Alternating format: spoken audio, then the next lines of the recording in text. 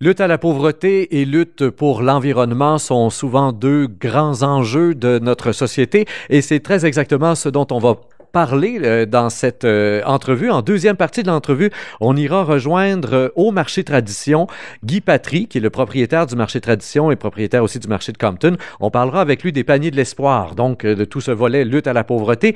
Et on a pour nous parler d'environnement, dans cette première partie de l'entrevue, on a avec nous Robert Lacoste, qui est conseiller à Ayerscliff et président du comité consultatif en environnement et en développement durable. Et aussi avec nous Maïté Quentin, qui est l'agente de développement communautaire ici et qui s'est occupée du visuel du document que vous recevrez bientôt, que les résidents, en fait, d'Ayerscliff recevront bientôt dans leur boîte aux lettres. Alors, à vous deux, bonjour, bienvenue derrière le micro.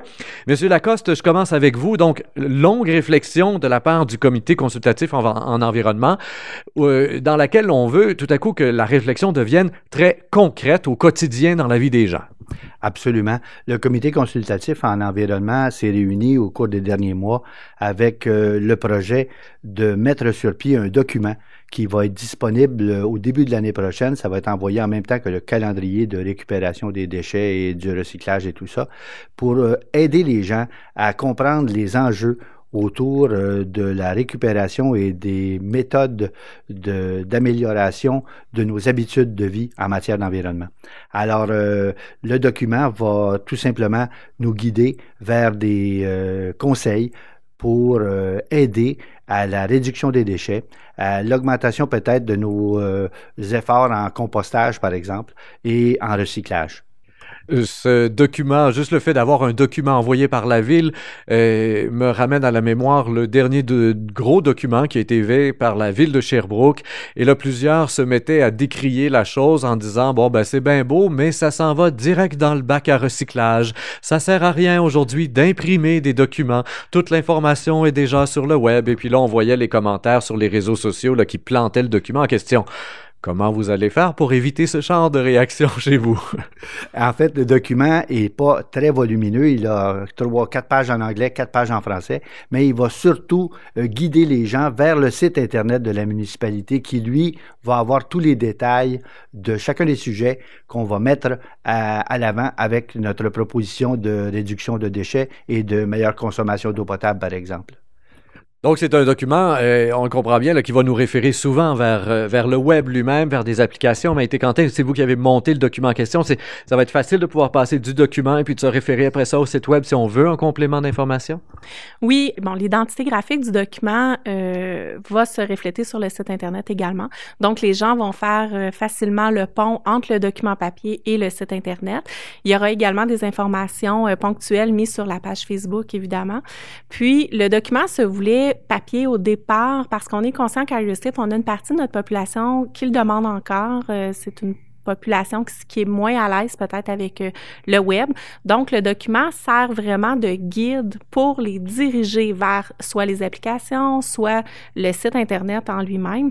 Donc, le document, on les tient un petit peu par la main avec ça, là. Ça va être pratique. Monsieur Lacoste, je reviens vers vous. Est-ce qu'on a déjà au CCE des chiffres qui nous disent justement, qui nous parlent par exemple de la quantité de matière recyclée, du compost ici, et puis aussi de la consommation d'eau potable et des choses comme ça, des chiffres qui vont nous permettre de voir si au bout d'un an ou deux, ce document-là aura eu un impact? Oui, tout à fait. On a des chiffres qui nous parlent de nos consommations en déchets, en tonnage au niveau des déchets dans les 5 dernières années. Et bien que de 2016 à 2015, il y a eu une réduction assez notable de nos consommations en déchets, depuis ce temps-là, ça stagne. Alors, on est capable, avec les chiffres qu'on a présentement, de mesurer l'impact qu'on aura dans les prochaines années avec ce document-là. Et of course, we will continue to maintain our efforts to make sure that we have some other activities all year long to make sure that we continue to speak about that issue. Avec un objectif zéro déchet, première municipalité dans l'histoire du Québec à devenir zéro déchet, Maïté Quentin? Ben, on cachera pas qu'on a, oui, des aspirations à. Bon, le temps dira si on réussit bien. Mais nos citoyens sont de plus en plus conscients de cette réalité-là, de la façon de vivre zéro déchet, qui est pas un zéro absolu. On le sait, c'est une façon de réduire au maximum les emballages et tout. Donc, oui, je pense que la population est prête à aller vers ça et a envie, en tout cas pour une partie de la population. Puis sinon, ben, il y a une autre partie de la population qui a besoin d'être informée, d'être éduquée sur ces principes-là.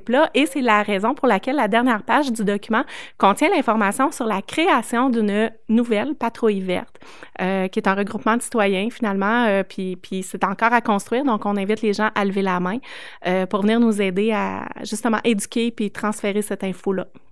On aura assurément l'occasion d'en reparler au courant de l'année 2019, donc de toutes ces nouveautés, de tout ce qu'on veut mettre en place ici du côté de l'environnement. Je vous rappelle qu'on avait avec nous Robert Lacoste, président du CCE, Maïté Quentin était là aussi, et on se dirige maintenant vers le marché tradition pour y retrouver M. Guy Patry.